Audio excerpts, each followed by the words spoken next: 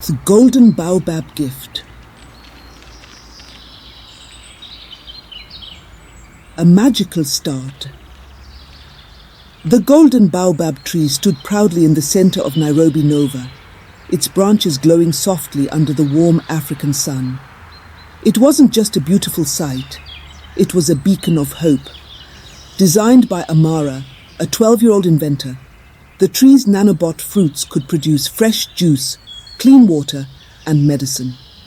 Amara had built it as a gift to the city. Amara looked up at the tree, her eyes shining with pride but also a hint of doubt. Is this really enough? She wondered quietly. She remembered her mother's words. Great things begin with a single seed, especially seeds of kindness. An unexpected blow. As crowds gathered around the baobab, something strange began to happen. The nanobot fruits started to vanish one by one, snatched by swift, shadowy figures. Amara's heart sank. "The fruits are disappearing," a child cried. Amara's chest tightened. Who would steal from the baobab? She thought, feeling both anger and urgency. This tree was meant for everyone, especially those who needed it most.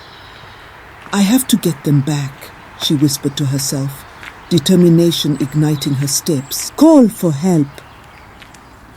Amara knew she couldn't do this alone. She hurried to the Edge district, where she found her friends, Jabari and Zuri. The tech shadows took the fruit, didn't they?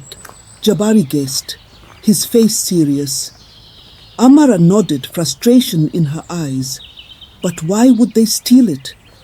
Zuri, always the thoughtful one, suggested, maybe they felt left out. Let's try talking to them instead of just chasing them. Amara paused, feeling a pang of guilt. She had been so focused on retrieving the fruits that she hadn't considered the tech shadows' reasons. Chasing the tech shadows. With the sun setting, time was running out. The nanobot fruits were fragile. If they weren't returned soon, they would spoil. Amara, Jabari and Zuri moved quickly through the neon-lit streets, their footsteps echoing on the cobblestones. When they reached the robot market, they saw the tech shadows gathered around a crate of stolen fruits. Amara's anger flared, but then she noticed something. The kids were eating the fruits hungrily, their faces thin and weary. "Wait!" Amara whispered to her friends. "They're not just thieves, they're hungry."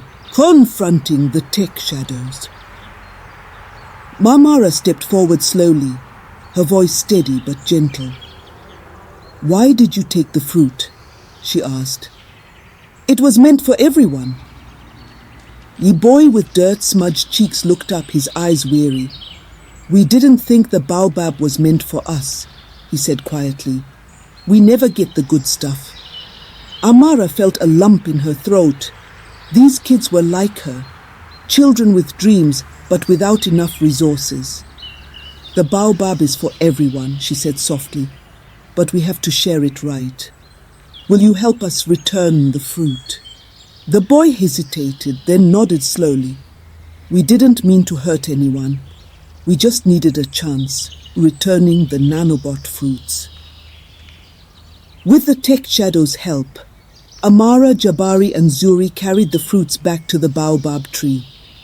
The crowd watched in amazement as the tree's branches filled with glowing nanobot fruits once more. "This isn't just about food," Amara announced to the crowd. "It's about sharing and understanding each other. The baobab is for all of us." The tech shadows, once outcasts, were welcome to share the fruits. As they took their joyful bites, Amara felt a deep sense of fulfillment, not from solving a problem, but from building trust. What Amara learned from this? Amara stepped back, watching the city unite around the baobab.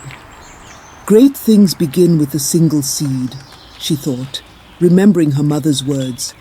But they grow stronger when shared. As the baobab tree glowed brighter than ever, Amara realized something important. True solutions come not from invention alone, but from empathy, understanding, and community.